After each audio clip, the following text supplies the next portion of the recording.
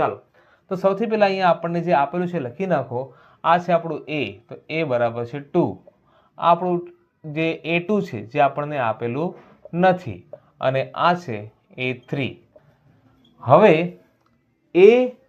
A3, તો A3 નો ઉપયોગ કરીને ડાયરેક્ટ આપણને A2 મળી શકે છે. તો કઈ રીતે, જરા અહીંયા જો.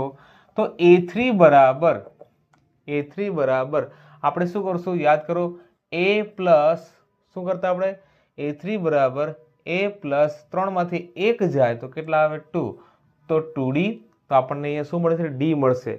તો A3 છે 26, એ આપણી પાસે 2 છે પ્લસ 2 અને D નથી તો અહીંયા 2D થઈ જશે. 2 આ બાજુ તમે કોમન લઈ લો, બરાબર, તમે કાં તો માઇનસ કરી દો તો બી ચાલશે. 26 માઇનસ 2 બરાબર 2D. 26 માંથી 2 જાય તો આવે 24, તો 24 ભાગ્યા 2 બરાબર D. તો આવડી ગયા તો કેટલા આવશે 12, માટે D બરાબર અહીંયા કેટલા આવ્યા 12.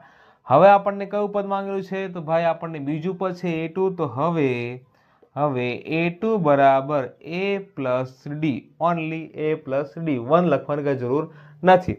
તો A કેટલા છે તો જોઈ શકો છો 2 છે, અને D કેટલા મળ્યા તો 12, 2 પ્લસ 12 એટલે કે 14. તો A2 આપણને 14 મળી ગયું છે. ઓકે, કેટલો આન્સર આવ્યો છે 14, 14.